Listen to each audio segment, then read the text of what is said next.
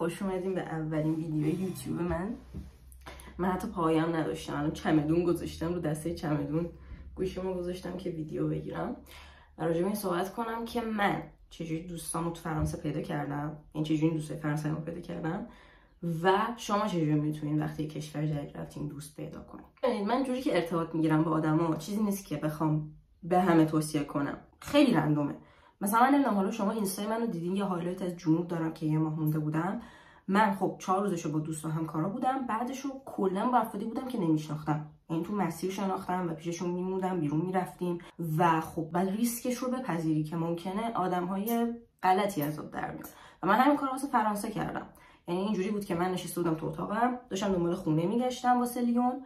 مامانم گفتش که بهتر نیست بری لیون و اونجا دنبال خونه بگردی و من اینجوری بودم که خب من تمام دوستام پاریسن و لیون هیچ خبری ندارم و گفتم اوکیش میکنم. رفتم توی سری از این سایت‌های هاستینگ مثل کاوچ سرفینگ، لیون رو سرچ کردم و اکانت‌ها رو میدیدم و ترجیحاً اکانتی رو میخواستم که آیدی اینستاشو گذاشته باشه، چون من میتونستم مثلا اینستای طرفو ببینم و خب از عکساش و وایبش و همه چی متوجه بشم که چی کار است یارو و اوکی یا نه. پیام دادم گفتم من کلا میخوام چند روز بمونم، حالا بماند که من 5 ماه پیششون موندم، این آدما رو تا حالا ندیده بودم و حتی من تا مثلا چند ساعت قبلش حتی باشون حرفم نزده بودم. یعنی من 3 ماه قبلش بهشون گفته بودم میام، دیگه پیام ندادیم، هماهنگ نکردیم که آقا مثلا چه ساعتی دقیقاً چجوری، فقط تاریخ میدونست و حتی من تا موقعی که برسم فرودگاه استانبول هیچ پیامی نداده بودیم تا اینکه پیام داد تو فرودگاه، گفت آره اگه همچنان دوست داری بیای این زنگ، این آدرس، منتظرتیم فوری. یعنی من تا موقعی که من پیام نده هنوز دقیق ست نکرده بودم که پیشش میرم یا نه. در نتیجه میخوام بگم من یه ذره همچین و حتی لیونم که اومدم انقدر خسته بودم، رسیدم فرودگاه همجوری که واسه خودم بادوم زمینی میخوردم، به طرفم پیام ندادم، به اینترنت هم نمیتونستم وصل شم، بادوم زمینی میخوردم، داشتم مثلا از منظر لذت میبردم. مثلا بهش گفته بودم احتمالاً شب طرفای 7-8 برسم، احتمالاً من 11 شب رسیدم و سیم کارتم نداشتم و هیچی و دیدم که مثلا پایین دم منتظرمه که چمدونمو بیاره بالا و ببین خیلی لحظه جالب بود. این آدم من فقط تو اینستا دیده بودم و وقتی از نزدیک دیدمش کلی جیغ زدم، ذوق کردم و خب اینا خودشون یه گروه دوستی داشتن، من از طریق اینا با دوستاشون آشنا شدم و اگه مثلا من با این آدم اوکی نمیشدم اینجا یا مثلا اتفاقی میافتاد خب خیلی بد میشد. یعنی من این ریسک رو کردم که بیام اینجا پیش افرادی که نمیشناسم و حالا هر اتفاقی ممکنه بیفته. جنوبم همین شد. حالا خیلی‌ها میپرسیدن اون موقع که چی شد، کجا موندی، چی کار کردی، یه ماه اونجا کی میخوای برگردی. جنوبم همین شد. من با کمپ بغلیمون آشنا شدم و باهاشون دوست شدم. یکی از اون بچه‌های اونجا هرمز اقامتگاه داشتن، با هم رفیق شدیم، رفتم پیششون موندم، باز دوباره از همونجا با یه سری آدم دیگه آشنا شدم و اینجوری.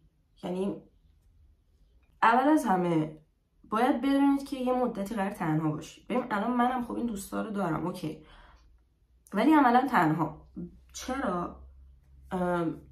به نسبت کسی که تازه میاد تنها نیستم، اما خیلی وقتا مثلا من تایمی که بیرون میگذرونم، میرم کتابخونه، میرم دانشگاه، هر کاری که میخوام بیرون انجام بدم، حتی مثلا بخوام چه میدونم کلابی جایی برم، تنها.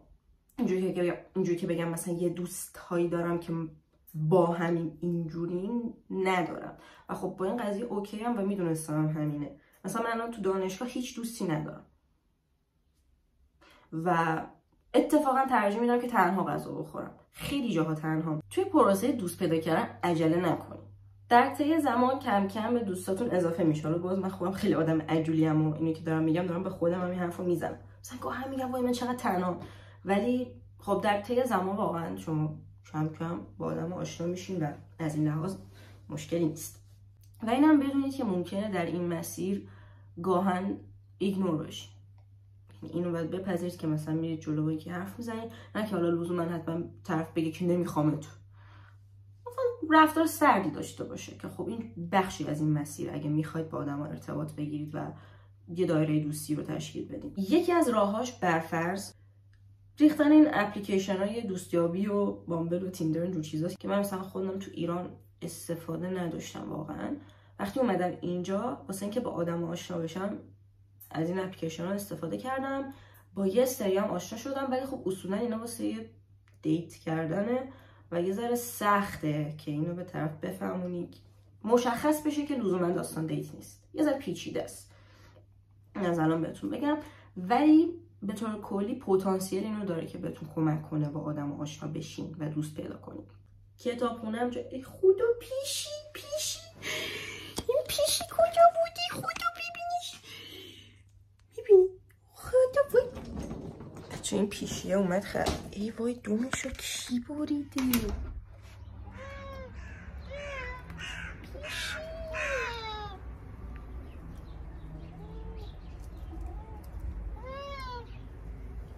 پیشی الهی فداش پیشمون خیلی پیشی های تهرانه. خب برگردیم به ادامه ویدیو. من بعدم یه مورد پیشی بازی میکنم. کتابخونه هم یه جای خوبیه واسه اینکه شما هم بتونید به کاراتون برسین، همین که اگه زیاد برین یه سری آدما رو احتمالاً به میزان خوبی خواهید دید و میتونید یه سری ارتباطات تشکیل بدید. سعی کنید اگه دارید دنبال خونه میگردین دنبال فلت شیرینگ باشین یا خونه های مشترک.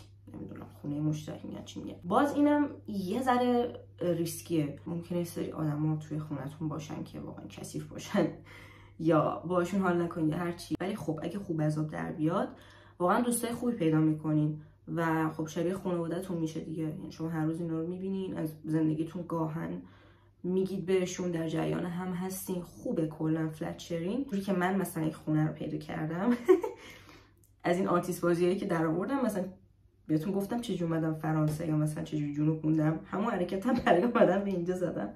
باز داستان داره و خودم از قصد دلم میخواست که تنها نباشم، استودیو نخواستم بگیرم، با اینکه توی این فصلی که حالا دنبال خونه بودم این فصل مناسب بود برای اینکه بتونم هر جایی که دلم میخواد و بگیرم و استودیوهای خوب با قیمتهای خوبم بود، ولی خودم خواستم بیام اینجا با کلی آدم. خونه کلی توش آدم هست که داریم با هم زندگی میکنیم.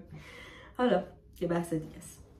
گاهن یه ذره اینم باز پیچیده است. شما میتونید توی خیابون هم با آدما حرف بزنید و باز واقعا اینم بستگی داره که این کارو بکنید، تو چه شهری باشین، تو چه موقعیتی باشین. همه اینا واقعا تاثیر داره.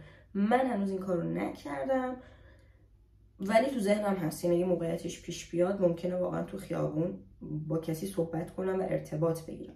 ولی خب واقعا مثلا شما اگه، حالا من مثال فرانسه رو میذارم چون دیدم بازتر راجع به فرانسه، تو پاریس این کار شاید یه ذره سخت‌تر باشه چون شهر بزرگ مثل تهران میمونه دیگه، خیلی بزرگه و هر کسی مثلا گروه دوستی خودشو داره و اینجوری. ولی مثلا توی شهر کوچیک‌تر از پاریس مثلا لیون نرمال‌تر این قضیه که مثلا آدم و هم دیگه رو بخوان بشناسن یا هر چی. باز هر چقدر که این شهر کوچیک‌تر باشه، حالا از اون ور معایب خودشو داره، ولی این قضیه هم داره که شما براتون راحت‌تر باشه بخواید مثلا با آدمای اون شهر آشنا بشین. بیرون زیاد برین، تایمای خودتون هم داشته باشین اوکی، ولی اینو بدونین که شما هر چقدر بیشتر بیرون برید فرصت‌های آشناییتون با بقیه بیشتر میشه. حالا من نمیدونم دقیقاً چه جوری سناریوشو نمیتونم بگم، ولی همیشه یه داستانی اتفاق میفته که به یه طریقی با آدما حرف بزنید. علل خصوص اگه مثلا شما برید جاهایی مثل باشگاه یا یه سری مثلا کلاس‌های ورزشی، اینجور جاها که آدما طی یک بازه زمانی مشخصی میان و میرن، باعث میشه که خب یه سری آدمو ببینید هر چند وقت یه بار و خب مکالمه شکل بگیره، آشنا شین. حتی با این فاصله بدون اینکه هیچ مکالمه شکل بگیره اون حس تنهاییتون رو کمتر میکنه. حتی مثلا شما وارد متروش یه سری آدمو میبینید که تا حالا ندیدین، اما یه جورایی این حضورتون کنار هم به هم یه انرژی میده. اینو بیشتر از این لحاظ میگم که این احساس تنهایی رو بهتر کنه. و خب شما واقعا اگه همین مسیرم پیش برید در نهایت واقعا احتمالش زیاده که مثلا حالا نه مثلا دوست اینجوری، ولی یه سری دوستیایی رو بتونید پیدا کنید. کلا جاهایی که شما میتونید برید همش اینجور جاها جوابه. این کار من تو تهران انجام میدادم، کافه زیاد میرفتم، تقریبا با یه سری آدم تو کافه آشنا شدم، ولی اینجا خیلی برای من این قضیه جالب نیست چون باید خیلی پول بدم هر دفعه. ولی خب اگه شما میتونید بدی نیست کافه یا حتی مثلا شب بار اگه بخواید برید مثل این فیلم ها مثلا بشین تو بار با آدم آشنا شین. من تا الان کار نکردم چون هر دفعه باید یه که برای من نمیصرفه. و من واقعا در آخر بهتون بگم تنهایی چیز نرمالیه ها. یعنی حتی تو کشور خودمون ایران من شخصا اکثرا تنها بودم. حالا مگه اینکه مثلا تو رابطه بوده باشم، مثلا با پارتنرم وقت گذرونده باشم، به جز اون بگم مثلا یه دوستای اینجوری داشتیم و همش مثلا درگیر بیرون رفتن بودم، نه اصلا. متاسفانه باید بگم که من شاید ایران تنها تر بودم. در نتیجه تنهایی نمیگم چیز خفن و عالیه همیشه، ولی خب رایج و نرمال و چیزی نیست که مثلا همه بتونن داد بزنن همیشه بگم من تنها. ولی من بهتون میگم خیلی وقتا مثلا همین ویدیوهایی هم که میگیرم بیرونم، من تنها رفتم بیرون ولی خب ننوشتم روش که هیچکی باهام نیست، بچه‌ها من الان تنها. پس به خودتون فرصت بدین یکم که آدم رو بشناسین و دایره دوستیتون رو تشکیل بدین.